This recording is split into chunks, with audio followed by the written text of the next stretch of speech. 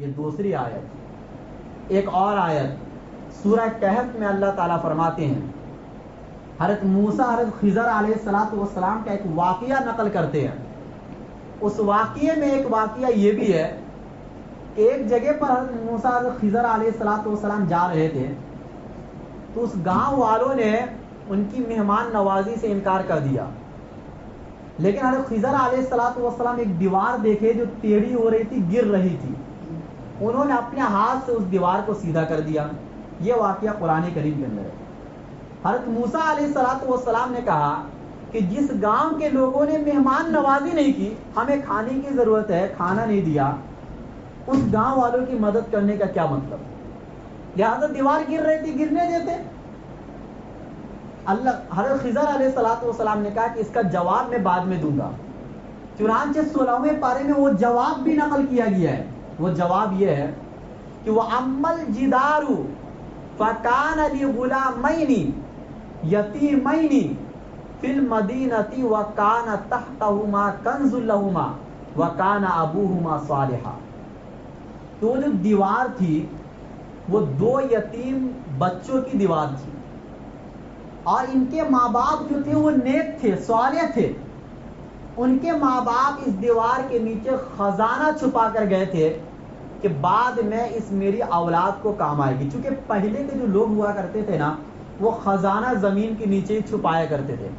اس لیے آپ پڑھو گے کہیں کتاب وغیرہ کے اندر کہ کہیں سے کچھ نکل گیا، کہیں سے کوئی دفینہ نکل آیا. یہ پہلے زمانے کے چھپائے ہوئے خزانے ہیں. تو بہرحال ان کے والد محترم نیک تھے، ان کی والدہ نیک تھی، اور انہوں نے اپنی اولاد کے لیے خزانہ چھپایا تھا جو اس دیوار کے نیچے تھا. اگر وہ دیوار گر جاتی تو گاؤں والے وہ خزانہ دیکھ لیتے. یہ 2 بچے تھے، یتیم ہو چکے تھے، لہذا یہ خزانہ ان کو بعد میں کام نہیں آتا. اللہ نے اس آیت میں کیا فرمایا کہ وَكَانَ أَبُوهُمَا صَالِحًا، ان دونوں کے ماں باپ نیک تھے، صالح تھے. ان کے نیکی کا فائدہ یہ ہوا کہ میں نے ان کی اولاد کی حفاظت کی، اور ان کی اولاد کا جو خزانہ چھپا ہوا تھا میں نے اس خزانے کی بھی حفاظت کی.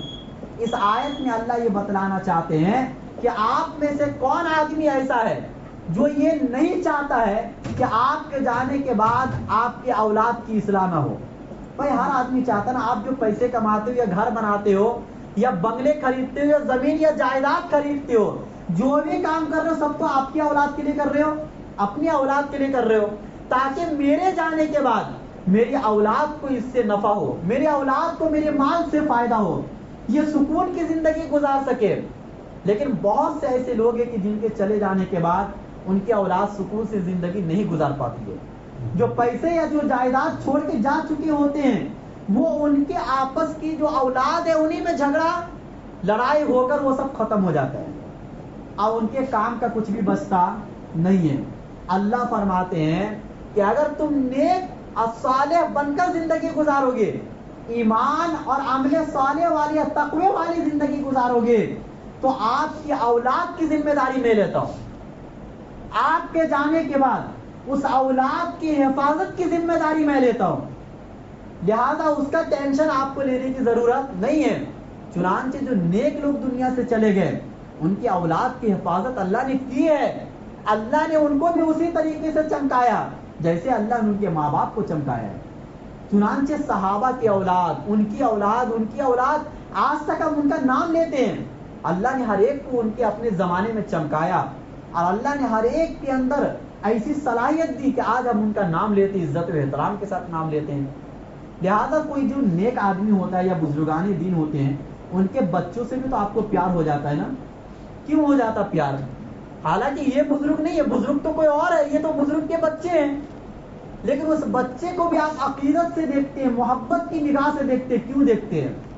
اللہ وہ پیار پیدا کر دیتے ہیں ان کے ماں باپ کے نیک ہونے کی وجہ سے، عمل صالح کرنے کی وجہ سے.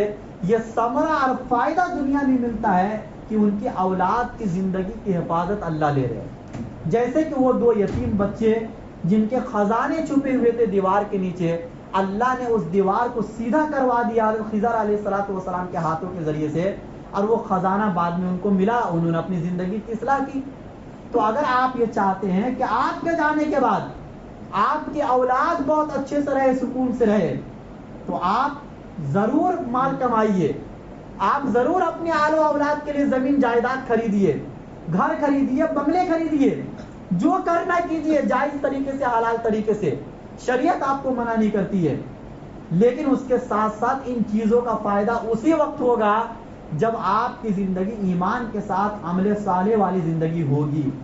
اگر ایمان اور عمل صالح والی زندگی نہیں ہے تو یہ سب کر کے بھی اگر آپ جائیں گے تو یہ سب آپ کی اولاد کو فائدہ نہیں دے گا۔ اور یہ دنیا میں آئے دن ہم آپ دیکھتے ہیں کہ کس طریقے سے حاسدین کی نظر پڑ جاتی ہے، ظالمین کی نظر پڑ جاتی ہے ان مال پر، ان جائیداد پر، اور کیسے وہ قبضہ کر لیتے ہیں جو آپ کی اولاد کو کام نہیں آتا ہے۔